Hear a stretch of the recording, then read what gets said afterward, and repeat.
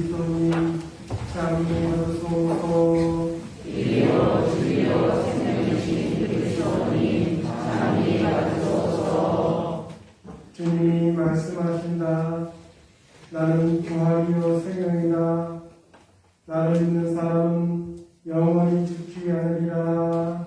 주여 주여 생명이신 그리스도님 참여 받으소서. 주님께서 여러분과 함께 또한 사대의 영과 함께 요한이 전한 거룩한 복음입니다. 주님 영광 받으소서. 그때 어떤 이가 병을 앓고 있었는데 그는 마리아와 그 언니 마르타가 사는 베타니아 마을의 라자로였다.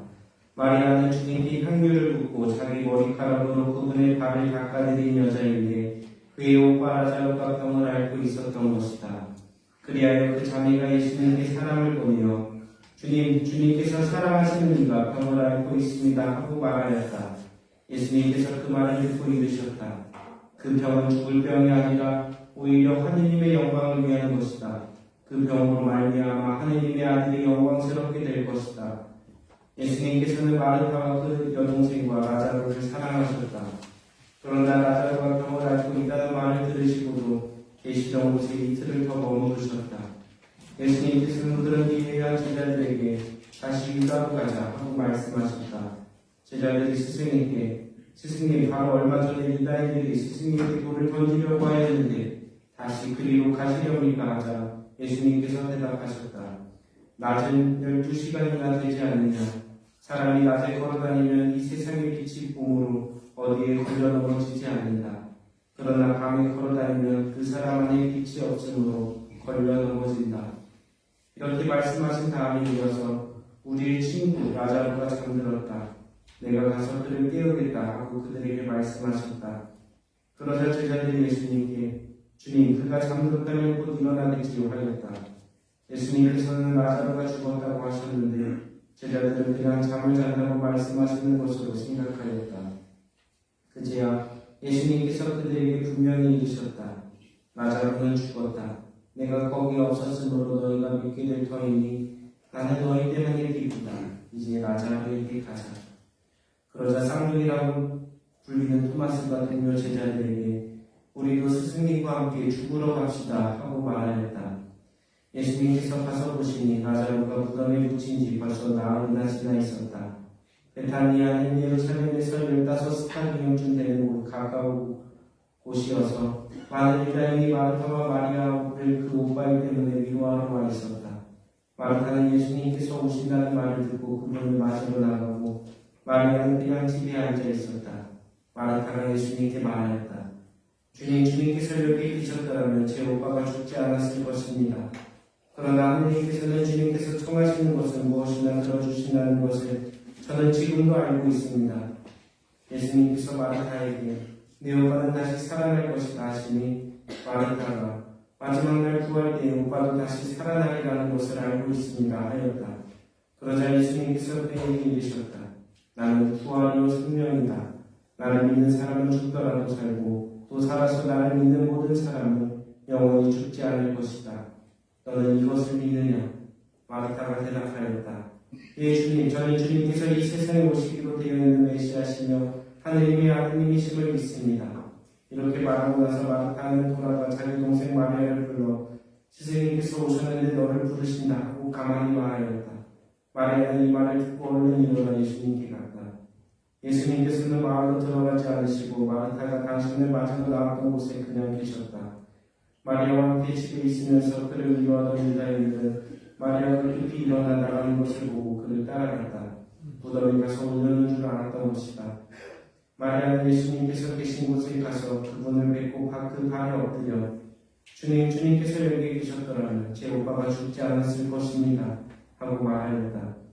마리아도 울고 또 그와 함께 온 유다인들도 오는 것을 보신 예수님께서는 마음이 북받치고 산란해지셨다. 예수님께서 그를 어디에 묻었느냐 하고 물으시니 그들이 주님 와서 보십시오 하고 대답하였다. 예수님께서는 눈물을 흘리셨다. 그러자 유다인들이 보시오 저분이 라자로를 얼마나 사랑하셨는지 하고 말하였다. 그러나 그들 가운데 몇몇은 눈먼 사람의 눈을 뜨게 해주신 저분이 이 사람을 죽지 않게 해주실 수는 없었는가 하였다. 예수님께서는 다시 속이 밭으시려 무덤으로 가셨다. 무덤은 동물인데 그 입구에 돌이 놓여 있었다. 예수님께서 돌을 치워라 하시니 죽은 사람의 눈이 마르다가 주님 죽은 지 나흘이나 되어 벌써 냄새가 납니다 하였다. 예수님께서 마르타에게 말씀하셨다. 내가 믿으면 하느님의 영광을 보이라 내가 말하지 않았느냐. 그러자 사람들이 돌을 치웠다. 예수님께서는 하늘을 우러러보시며 말씀하셨다. 아버지, 제 말씀을 들어주셨으니 아버지께 감사드립니다. 아버지께서는 언제나 제 말씀을 들어주신다는 것을 저는 알고 있습니다. 그러나 이렇게 말씀드린 것은 여기 둘러선 군중이 아버지께서 저를 보내셨다는 것을 믿게 하려는 것입니다. 예수님께서는 이렇게 말씀하시고 나서 큰 소리로 외치셨다. 라자로야, 이리 나와라. 그러자 죽었던 이가 손과 발은 천으로 감기고 얼굴은 주머니로 감싸인 채 나왔다. 예수님께서 사람들에게 그를 풀어주어 걸어가게 하여라 하고 말씀하셨다. 마리아에게 갔다가 예수님께서 하신 일을 본 유다인들 가운데서 많은 사람이 예수님을 믿게 되었다. 주님의 말씀입니다. 그리스도님 참여합니다. 예수님, 네, 사실 3주간, 4주간, 5주간 복음이 아주 길다. 사순절인 것 같습니다. 제가 군대를 마치고 복학하기 전에 일본 선교 체험을 3개월 정도 적고 있습니다. 가자마자 한인 성당 3곳에서 신부님들이 모여서 피정을 했는데 저도 참석하게 되었습니다. 신부님들 3분이서 돌아가면서 강의를 하시는데 오늘 신부님은 말씀을 아주 잘하셔서 그런지 사람들에게 흡입력 있게 말씀을 잘 해주셨습니다. 그때 주제가 자케오에 관한 주제였습니다. 얼마나 그 사람이 힘들게 살았는지, 얼마나 예수님을 보고 싶어 했는지, 그래서 나무 위로 올라간 이야기까지 아주 감동적으로 들었습니다. 그리고 이어 하이라이트가 되었습니다. 바로 자케오야 얼른 내려오너라. 오늘 내가 네 집에 머물러야겠다 라고 하는 부분인데 신부님께서 그만 실수하셔서 다음과 같이 말씀하셨습니다. 라자루야 얼른 내려오너라. 사람들은 그만 다 집중해서 듣고 있다가 웃음바다가 되었던 기억이 생각납니다. 사람들의 실수는 재미있는 에피소드로 남기기도 합니다. 그런데 어느 사람들은 작은 실수도 용납하지 못하는 사람들도 있습니다. 거기에 그 피정하는 곳은 없었겠지만 그런 사람들은 그 신부님도 이렇게 욕할 수 있겠지요.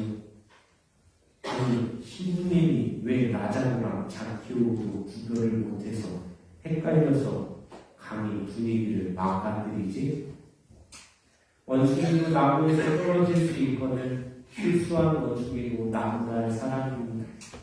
맨날 나무 타는 놈이 왜 나무에서 떨어져? 라고 하면서 말이지. 이런 사람들은 남의 아픔과 슬픔에 공감할 줄 모르는 사람들인 것 같습니다. 사람과 사람 사이의 정, 따뜻한 마음을 나눌 수 있는 것은 공감의 능력입니다. 공감은 상대방이 안고 살아가는 상처와 고통, 슬픔과 나약함을 같이 느끼면서 나누면서 가는 것이지요. 그러나 공감할 줄 모르는 사람들은 상처로 인해 만들어진 커다란 돌이 자신의 마음을 막고 있는 것이라 생각합니다.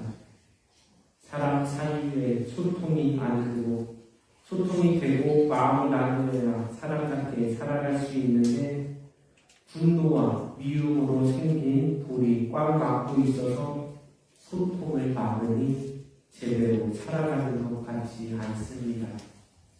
사람과 사람 사이의 단절도 그렇고 생명이신 주님과의 단절도 사실은 죽은 것이나 마찬가지입니다. 우리 마음을 막아놓은 물 너머에는 빛이 없고 어둠만 가득하게 되기 때문입니다.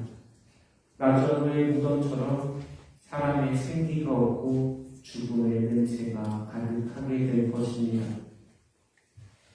예수님께서는 라자로의 돌무덤 앞에서 눈물을 흘리십니다. 마찬가지로 우리의 커다란 돌문 앞에서 슬퍼하십니다. 그리고 이제 닫힌 문이 열리기를 바라십니다. 우리에게 말씀하십니다. 돌을 치워라. 돌을 치워야 빛이 들어오고 마음과 마음의 슬픔, 공감이 가능해집니다.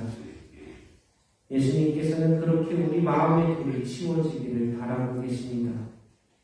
돌처럼 뭉쳐있는 마음이 어서 풀려서 주님의 사랑을 받아들이고 이웃과 따뜻한 정을 나누기를 바라고 계십니다. 부활을 믿는 삶은 예수님의 바람처럼 우리 마음의 돌을 치우고 우리 마음을 이웃과 하느님께 여는 삶입니다. 부정적인 마음을 없애고 다시금 용서와 사랑의 길을 걷겠다 다짐하는 길입니다. 우리의 다친 마음을 눈물을 흘리시며 두드리시는 예수님을 생각하면서 하느님 앞에서 우리 마음을 먹는 그 돌의 정체는 무엇인지 바라보고 우리 마음을 열겠습니다. 하느님과 이웃에게 열겠습니다. 다짐하는 시간을 갖는 한 주간 되시길 바랍니다.